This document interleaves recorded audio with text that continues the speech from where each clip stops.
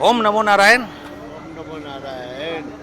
ગુજરાતના ઇતિહાસમાં ખૂબ જ સરસ એવું આજે એક કામ થઈ રહ્યું છે.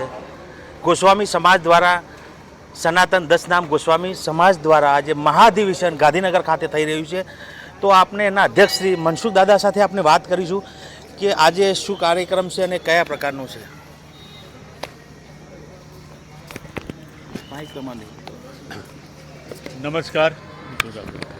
નમસ્કાર, જય ભોળાનાથ.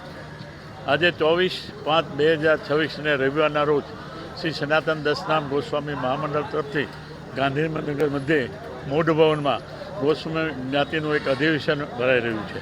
આ અધિવેશનનો હેતુ જ્ઞાતિના ઉત્કર્ષ, આરોગ્ય, શિક્ષણ, વક્કાવાળી પૂજારીઓની જમીન, એના હક્કો અને એન્ટી માટેના લડતની શરૂઆત માટે તેમજ જ્ઞાતિના ઉત્કર્ષના મુદ્દાઓ લઈ આજે ગુજરાતનું ક્રીમ ડૉક્ટરો, વકીલો, ઉદ્યોગપતિઓ, ક્લાસ 1 અને ક્લાસ 2 અધિકારીઓ આ બધા આ સંમેલનમાં ઉપસ્થિત રહી અને જ્ઞાતિજનોને એક આગવો સમાજના ઉત્કર્ષ માટેનો સંદેશો આપવા માટેનો અમારો શુભ હેતુ છે.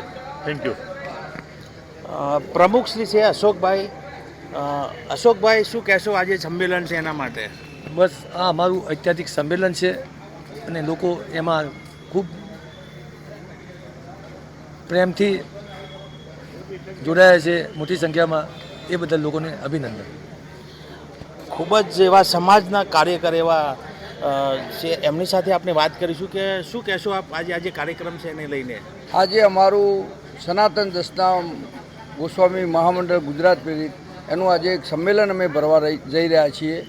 જે અમારા સમાજના જે 2-3 મુદ્દાઓ, 2-3 માગણીઓ જે પડતર છે, જે ઘણા સમયથી અમે માગતા આવ્યા છીએ અને એના માટે શું કરવું, જેવું કે એન્ટીનો પ્રશ્ન છે, અમારા શિવ મંદિરોની પૂજાના પૂજારીઓના હક માટેની કે જેને દિવેલિયા તરીકેની જમીનો આપી હતી ખેડૂતો માટે, એ હજુ સુધી અમે પૂજારી તરીકે ગણાઈએ નહીં અને માત્ર પૂજારી તરીકે જ ગણાઈએ પણ ખેડૂતો તરીકે ગણાઈએ નહીં, એવી એક સરકારનો અમને નુકસાન કરતા પરિપત્ર છે. એના અનુસંધાને આજે અમે તમામ આખા ગુજરાતના ગોસ્વામી સમાજના અમારા જ્ઞાતિબંધુઓની સાથે એક સંમેલન ભરવા જઈ રહ્યા છીએ.